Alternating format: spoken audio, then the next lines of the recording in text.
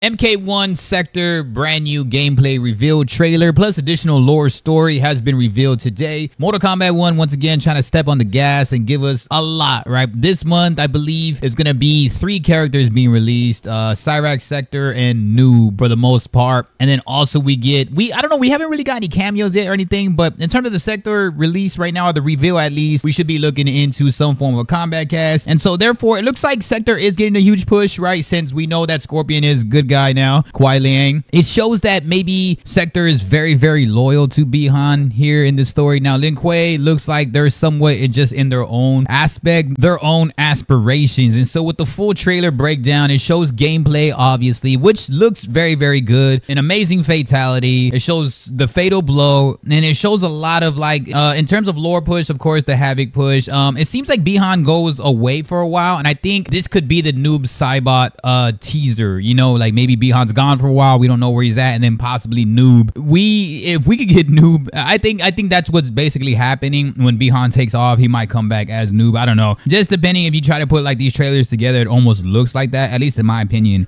This could mean also a lot of things also in terms of MK aspect, right? We know so much curveballs have been getting thrown our way in terms of reiteration of a new story with Mortal Kombat, because Mortal Kombat has this new timeline and everything's changed, right? So it could be some form of dimension or multiverse where NOOB and Sub-Zero can coexist, you know, as Bi-Han, you know, and something else, as somebody else, or just its own full entity at this point. I don't know how they'll be able to do this, but Bi-Han is gone for a while, and I'm very still intrigued by that. I think that's kind of the biggest question mark I want to know, is that will he just be completely gone in this story, kind of like the way they just offed Sindel, where like Sindel is completely done for the day, or like Bi-Han actually stays alive, then we actually see NOOB from another timeline, because the NOOB push looks obviously real, like it looks different, you know, they have a different aesthetic to him. I mean, of course, it's the way the shadow aspect does look on him, but it does have a new aesthetic to what his correlation is. That could look like something, you know, you see the hand and everything on his aesthetic.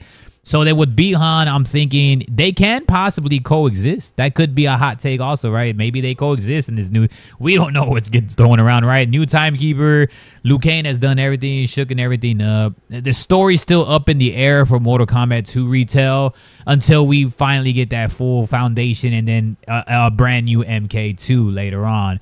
So I think that 2 reasonings can be: one, that Bi-Han's in that portal, and then that's it, right? Like he's done for, he comes back as NOOB, we get a NOOB trailer. Or Bi-Han comes back and possibly meets NOOB. That'd be kind of cool to see like a Bi-Han versus NOOB. I wouldn't know if it's just Bi-Han from another realm or just a completely different person that becomes NOOB, right? There's a lot of things that I feel could be questioned based on what Mortal Kombat already has been doing in this storyline. So anything's possible now in this weird multiverses type situation, right? I mean, hell, speaking of multiverses, we got Tony Stark as Dr. Doom in this next upcoming Avengers, right? So like anything can happen when it comes to multiverses stuff and rewriting stories and just keeping it fun.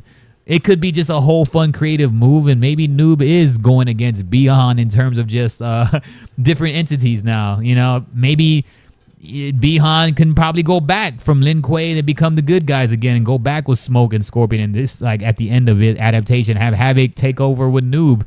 Or maybe NOOB introduces himself as a different Bi-Han, and Bi-Han's like, what the hell? And then they start fighting, right? Just the way Sindel versus Sindel did, you know?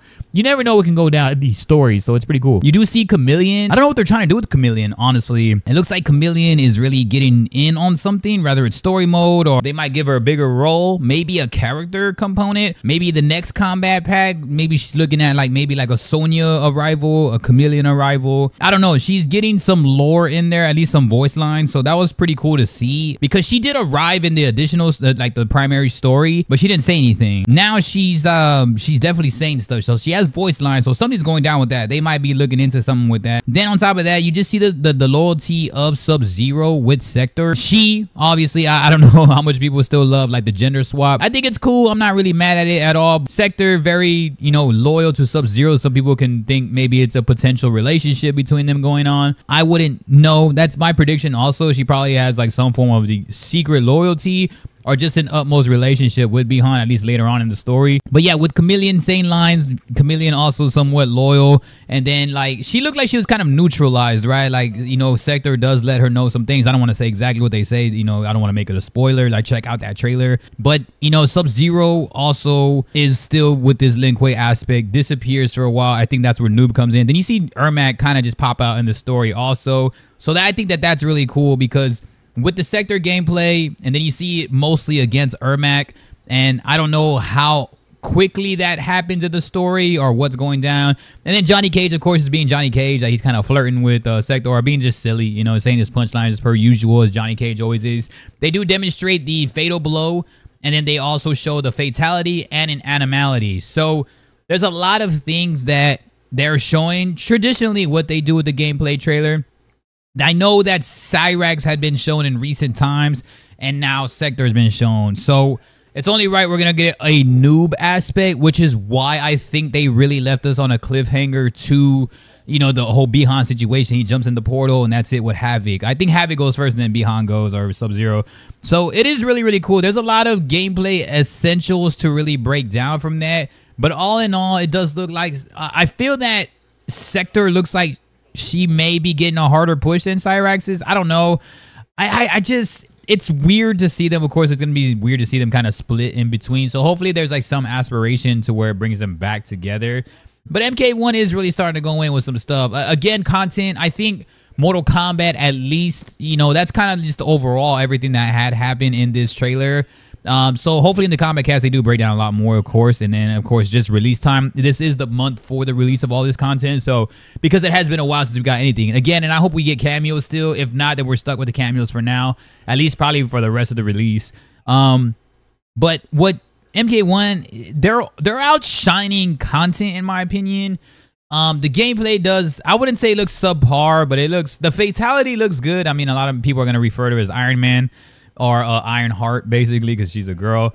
And so I feel that the content is doing great. The story looks great per usual. But again, how does this affect as much gameplay? Again, they are doing great with content. I wouldn't say as great as MK11, at least for now. I mean, they still got a long time to go to try to even catch up to MK11. They are doing really good, though. Like, MK is not playing around right now. This DLC expansion is probably another shot at trying to bring life to the game. The game had been very, very much lacking in viewership in recent times, but still very popular among the casuals. So I hope this does help out with gameplay. I hope we do get an additional patch, which they usually will announce at Combat Cast. That's why I'm excited for that also. It does look great. The gameplay looked okay. She doesn't look as fast. I feel like Cyrax looks way more tactical. Sektor should have been a little bit more of a speed, maybe like a rush down character, but I think they're both pretty much tactical in this game. Depending on what cameo you're using with them also. And so that's going to be very interesting to show. They didn't show as much with the cameo with Sektor, but they're, other than like Chameleon by her side. And so I liked a lot of the gameplay, though. It looked pretty fluent for the most part. There's a lot of things, good juggles, creative for the most part. The fatality for sure outshined everything. The animality is like a rhino. I don't know like what they're doing with that, honestly. But if they can dive into these things, these content continuously, because again, we're waiting a long time for this content. So hopefully devs have been really getting in on like bringing additional stuff. For me now, like what needs to happen after this if Mortal Kombat even wants to excel, in my opinion, I think, of course, the content keep at this pace, right?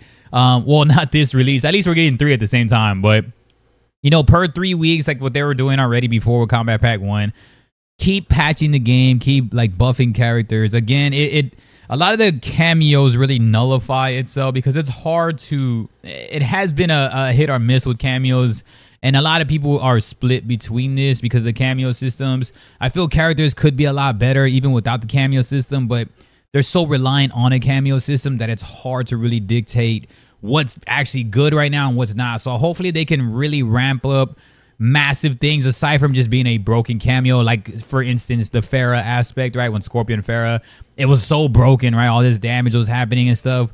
Obviously that's gonna be the blatantly obviously one, like we know like, oh, that's a broken one, let's use that all day. But if they can make them a little bit better, right? So we can see other rare occasions of cameos. That'd be pretty cool, aside from just like the same old, same old. We have tons of cameos. It's just a shame that not all of them can get rotated as much with certain characters. So I think that's one thing they had to figure out, right? Like, what does Mortal Kombat have to figure out? It's how can you get every character to be good with every cameo? I know that's a hard ask. Like, in terms of actual content delivery, like, what are we going to get next? Because in terms of like actual gameplay, lore, and everything, we have just one more trailer, which is the NOOB trailer, and after that it's guest characters all over again. So how can this overall fundamental part of the game really excel, really help us out as MK fans to really, because the sector looks great, the content looks great, the skins, the weekly skins is something I hope they really do keep up with. I don't know if it's just something where it's just a weekly thing, right? And after that, when the DLC comes out, like, that's it. I mean, no more free stuff. Buy everything at this point, you chumps. But I think that if the content can keep coming around, whether it's smaller free things, because we miss things like Crypt, right? I know people voice their opinions so much on Crypt, people missing the Crypt, and MK11 still having a lot more customization. So we miss a lot of stuff like that. There's not really a lot of customization, but there's not really a lot of good palettes for customization anyway, aside from the paywall stuff. So these free skins, probably one of the most goated moves in my opinion, aside from all the patches that they have been doing slowly, drip feeding us patches though. I wish they would really take a huge leap with this. So they had a lot of time right now to really deliver everything. I hope they can get gameplay a little bit better. You know, we want to start, I'm not saying we got to look at like MKX, but maybe start slowly getting in with the gameplay a lot better. Find out how every character can work with these cameos so that there can be much more of a unique trade-off, right? And Tekken is a great example because Tekken has multitudes of broken characters that you can use in there that make the game far more interesting. Now, sometimes in the finals, you end up with some of the same top 5, but at least it's a 5, while in contrast to Mortal Kombat, it's like it's always the same. Just like if there's a meta, it's completely abused to the ground. Like that's literally the only thing that saves a lot of people. So I feel that I hope they can make a lot more characters top tier. And please, for the love of God, Bihan's getting a whole push in this story. Like Sub-Zero, of course, once again, we're getting much more of a view from him. It seems like Sektor's really onto him too. So it's like, if we're going to get like a huge push like that with lore-wise, I hope we can buff Sub-Zero, please, because his damage is god-awful in this game. And maybe Scorpion, right? We had the Scorpion marriage coming around like in the Cyrax trailer. So hopefully they can buff Scorpion also. Like these are characters that should be buffed dramatically. Like these characters should not be like low-tier, bottom-tier characters. So that's just my... And Havoc also. Like buff the shit out of Havoc. If you're going to push the characters lore-wise, then buff them, right? Like at least have them up to Liu Kang par. What is Liu Kang, like top maybe 10 right now? So I think that that's something that has to be pushed forward. In terms of content, story, like Mortal Kombat is dominating the fighting games with having a good story mode. Like they put a lot of money and the characters look great. The graphics look phenomenal. It's just the fact that like the gameplay is like, why are we keeping subpar gameplay? And this game is already popular as is. Can you imagine if the gameplay was like through the roof fun, like the way we love and adore Mortal Kombat? Like it's crazy. And so I hope that they really do some. This game is fully supported by MK loyalists and sometimes delusional people like myself that just love this franchise. But sometimes it's just like, man, the content's looking good now. Everything's looking good. Where's the patches? Where's the buffs? Where's things where it could just make this game so damn great? And hopefully like them transitioning out of WB pretty soon really does help that out. I did cover that in a lot of my other videos. So if you don't know about that whole situation, man, go check those videos out also. But I mean, Sektor, phenomenal. Phenomenal. You know, you see the gameplay, we see the animalities, fatalities, fatal blows, the lore. It looks like a massive push going down with Sektor, so that's going to be pretty cool, the Cyrax Sektor. And then Bihan's gone for a while, so there's only one conclusion to that. He comes back as Bihan at that moment, probably. And that's when the Bihan trailer is probably going to be revealed anyway for NOOB. And so I think that's basically how it's going to go. That's just my hot take, my prediction, I think. But other than that, everything looks good. I thought Sektor would be a little bit more of a rush down character, not really full tactical. I'm excited to see some people do some Sektor gameplay though. So like a Sektor player, Sektor main character, Sektor cameo. So it's going to be kind of cool to see all that again, or even Cyrax. And Although I don't agree with like cameos, like double dipping with main roster characters, like Kung Lao, and all that stuff, Scorpion, Sub-Zero, whatever. I think it's still going to be pretty fun to check that out, I guess. I wish more cameo slots were made for people that were not going to make roster indefinitely. But I don't know. I digress on that. But yeah, that was the Sektor trailer. I'm excited. I hope for more gameplay. We are getting 3 characters, and then we're getting multitudes of stuff if you did do the pre-order. If you're somebody like me and just, again, die hard, sometimes delusional. I pre-ordered, so I'm excited to check out some of that stuff they have. Additional skins and stuff. And yeah, that's just how it goes.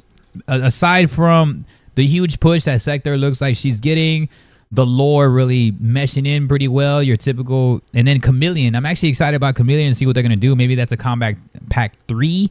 And then Sub-Zero obviously going to come back as Bihan at some point. Ermac jumping in this mix. So Ermac, not the way he looked in the actual primary story, right? As Gerard. And then you see him as actual Ermac. And then now you got the hopefully there's some mentions about like Sindel passing away and all that too. And then you got your movesets from everything. So all in all, excited for a noob aspect pretty soon. We got 2 trailers. We need 1 more. I'm thinking they're going to do a noob trailer before they actually do the content release, in my opinion. And then a combat cast also around that. So we'll be on standby, man. I appreciate y'all. Drop your thoughts. Let us know what you're thinking. Content, MK is starting to flourish. I'm not saying it's as great as the way MK11 was, but this game still needs more time. So we'll see. In terms of gameplay, let's ramp it up. Because customization and all that, MK11 was dope. I didn't really like the gameplay from MK11, though. Y'all let me know what's good, man. Peace.